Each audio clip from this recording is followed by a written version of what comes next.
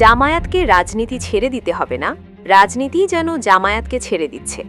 এই ক্ষেত্রে নিকট ভবিষ্যতে এনসিপি বিরোধী দলের নেতৃত্বে আসবে এমন মত অনেক বিশ্লেষকের।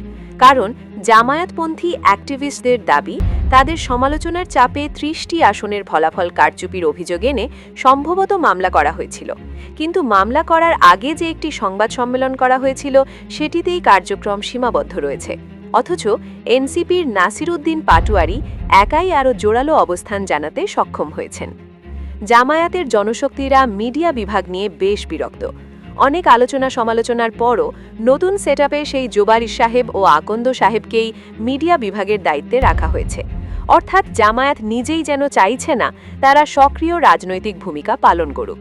তারা মিডিয়াবিহীন ওয়েলফেয়ার পলিটিক্স করবে এবং তা ফেসবুকের মাধ্যমে প্রচার করবে।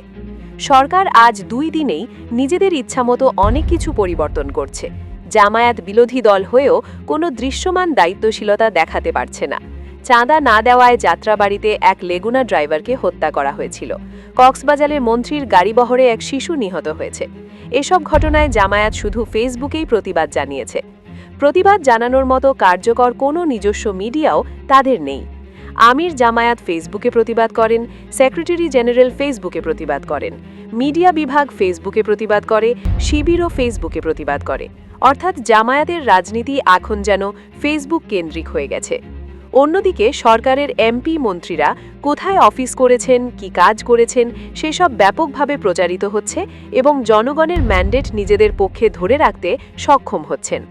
অথচ সরকারের কথিত স্বৈরতান্ত্রিক কর্মকাণ্ডগুলো তুলে ধরার মতো শক্তিশালী কোনো বিকল্প মিডিয়া নেই। অধিকাংশ মিডিয়াই এখন সরকারের প্রভাবাধীন। এ অবস্থায় জামায়াতের এই ফেসবুক নির্ভর রাজনীতি দীর্ঘদিন কার্যকর থাকবে না। এতে তরুণদের আস্থাও কমে যেতে পারে। ফলে এনসিপি সরকার বিরোধী প্রধান শক্তি হিসেবে উঠে আসতে পারে এবং জামায়াত আগের মতোই দাতব্য সংস্থার পর্যায়ে সীমাবদ্ধ হয়ে যেতে পারে। তবে যদি জামায়াতে ইসলামী রাজনৈতিকভাবে টিকে থাকতে চায়, তাহলে অবশ্যই বেশ কিছু ক্ষেত্রে সংস্কার আনতে হবে। ফেসবুক কেন্দ্রিক রাজনীতি থেকে বেরিয়ে এসে মিডিয়া বিভাগের ওপর গুরুত্ব দিতে হবে। হোটেল কন্টিনেন্টালে অনুষ্ঠান আয়োজনের পরিবর্তে শক্তিশালী মিডিয়া প্ল্যাটফর্ম গড়ে তুলতে হবে।